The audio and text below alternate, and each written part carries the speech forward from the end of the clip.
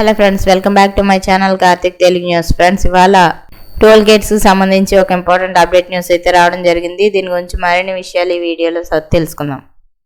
దేశవ్యాప్తంగా టోల్ చెల్లింపుల విధానంలో కీలక మార్పులు అమల్లోకి రానున్నాయి. రోడ్డు రవాణా రహదారుల మంత్రిత్వ శాఖ జారీ చేసిన తాజా నోటిఫికేషన్ ప్రకారం ఏప్రిల్ 10 నుంచి టోల్ బూత్ల వద్ద నగదు స్వీకరణ పూర్తిగా నిలిపివేయబడుతుంది.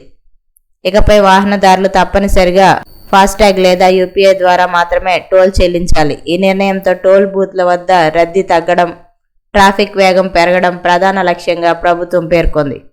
ఇక అదనంగా ఫీజు మినహాయింపుల కోసం ఐడి కార్డులు చూపించే పద్ధతిని కూడా తొలగించనున్నారు. అర్హులైన వాహనదారులకు మినహాయింపు ఫాస్టాగ్లు జారీ చేసే అంశంపై ప్రభుత్వం ఇప్పటికే సంబంధిత విభాగాలతో చర్చలు జరిపింది.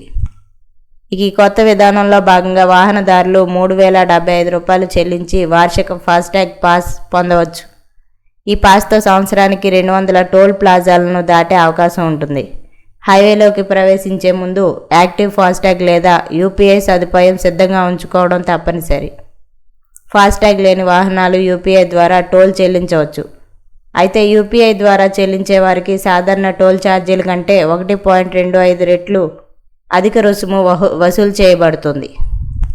ఇక అలాగే ఒకవేళ డ్రైవర్ చెల్లింపును నిరాకరిస్తే సంబంధిత నిబంధనల ప్రకారం వాహనాన్ని హైవేలోకి అనుమతించరు. అవసరమైతే ఈ నోటీసులు పంపించి రెట్టింపు టోల్ రుసుము కూడా వసూలు చేసే అవకాశాలున్నాయి.